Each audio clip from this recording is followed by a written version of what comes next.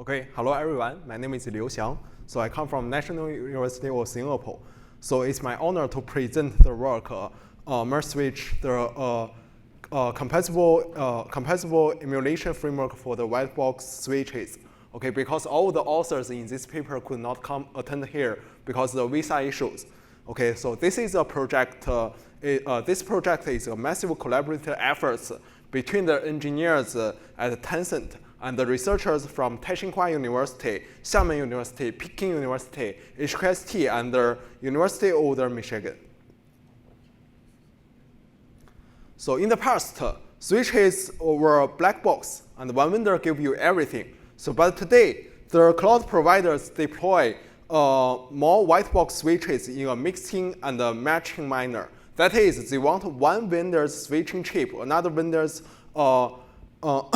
peripheral modules, and run on their own OS. Usually, it's Sonic. So, So the motivation is threefold. Okay, to avoid the vendor lock-in and significantly reduce the hardware cost, and most importantly, okay, to customize the new features to meet the specific application demands. So while the Whitebox switches often offer the flexibility, their high-fidelity emulation is non-trivial. Unlike blackbox switches, okay, where we can use the vendor-provided firewalls in the virtual machines like the CrystalNet NSDI 17. So Whitebox switches require an emulator that can faithfully reflect the complex interactions between the customized software and the heterogeneous hardware. So the right table lists some existing software emulators. The official switches means that the vendor-provided images, such as the software switches used in the CrystalNet NSDI 17, the Sonic VS Sonic BMv2, Sonic SMU use the Linux kernel protocol stack and the BMv2 software and the ASIC simulator from the switching chip vendor respectively. So we found that the existing emulators are inefficient. So first, okay, they lack a high speed as well the faithful data plane. And for instance, the Sonic VS rely on the Linux kernel, which lead to the IP table rule conflict, such as DHCP relay entrance conflict with the ACLs. Moreover, okay, they use their own hash functions, where must be different from the ECMP in the production network.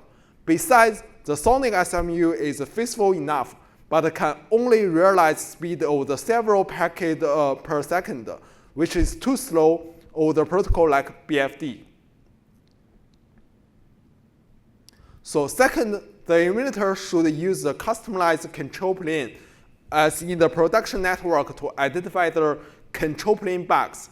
So in Tencent, okay, they have developed numerous features using the open source Sonic, with a new version released on average every month over the 2 past years.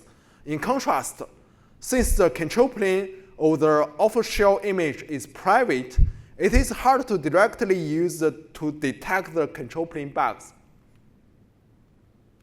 The third, the peripheral modules in the physics switch are purchased from different vendors, exhibiting even high heterogeneity. So however, the existing software switch and homogeneous without considering any peripheral modules.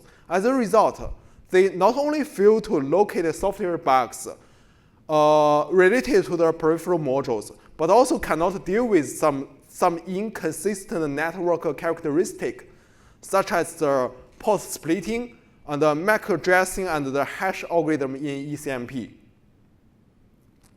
So hence, okay, the authors need a new software switch.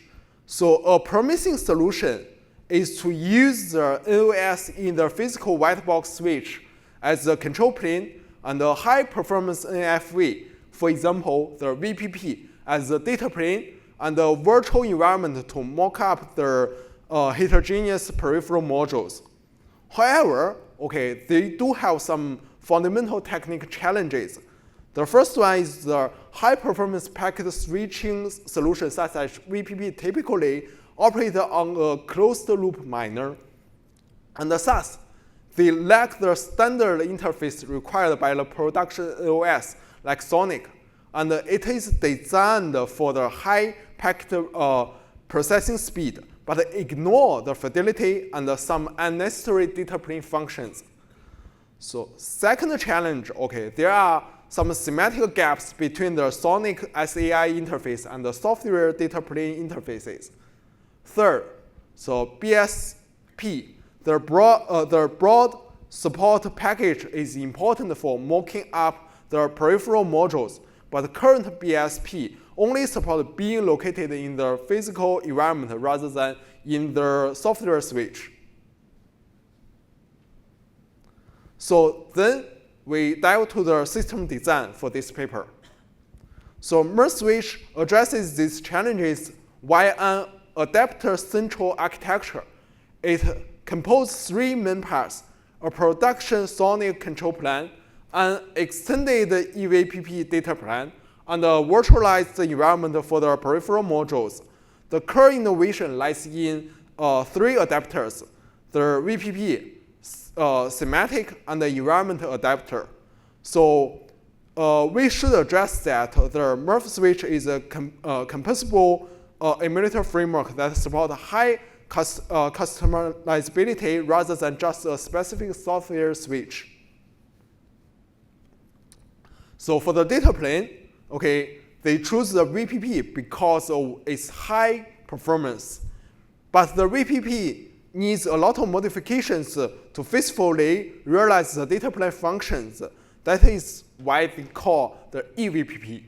For example, they modify the hash function in ECMP to be identical to the targeted forwarding chips and enable a VLAN function in eVPP. This figure shows how to configure a VLAN if in eVPP, which is one of the most complicated modification in eVPP.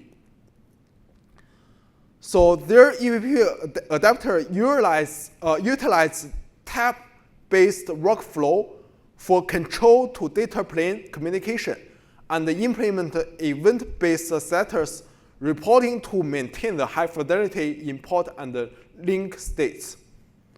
So as shown in the right figure, the packets in the data plane to control plane will go through the TAP. TAP inject text node in eVPP TAP0 and the kernel network stack.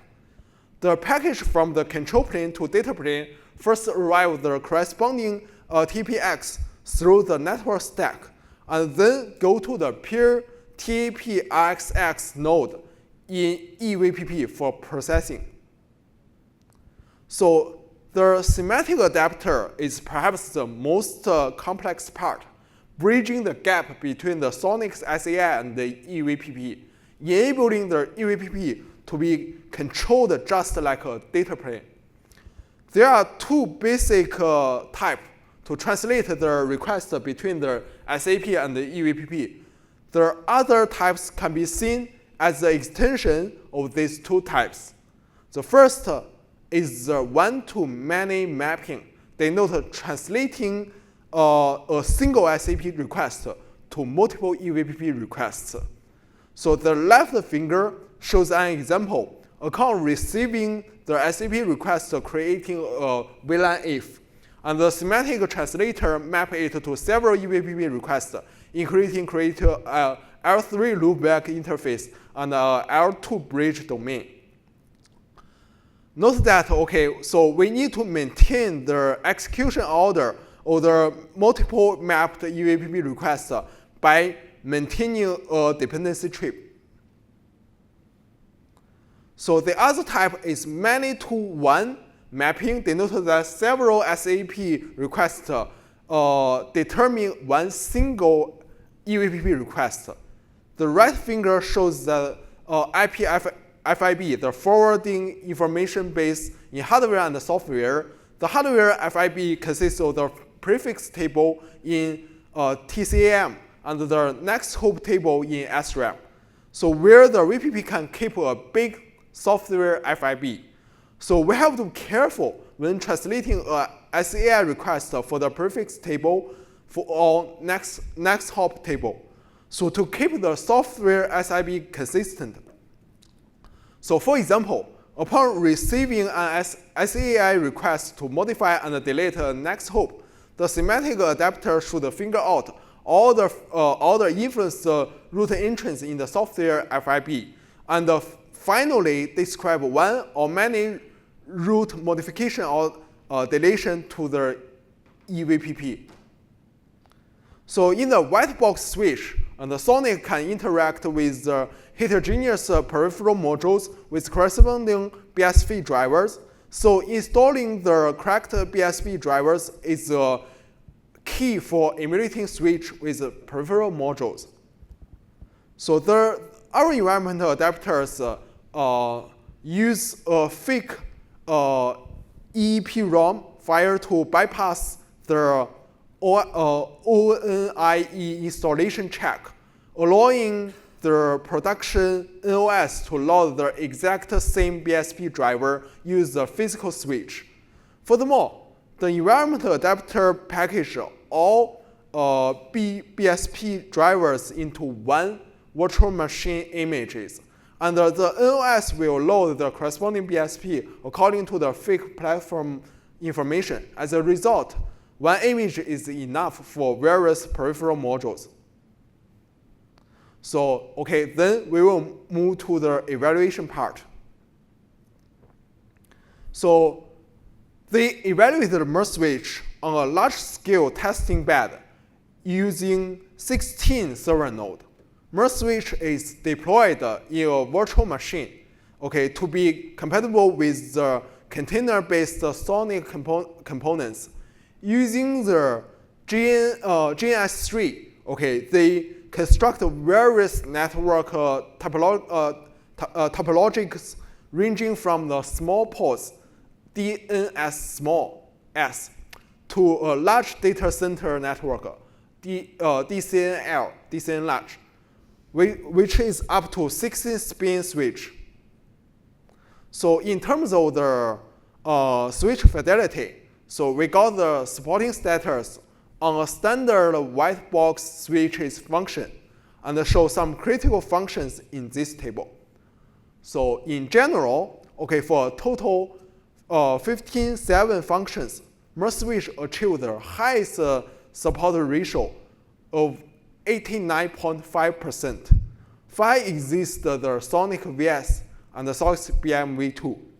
Note that the MirSwitch does not claim 100% fidelity, especially for data plane functions, because some functions slow the speed significantly, or the dedicated settings are available for us.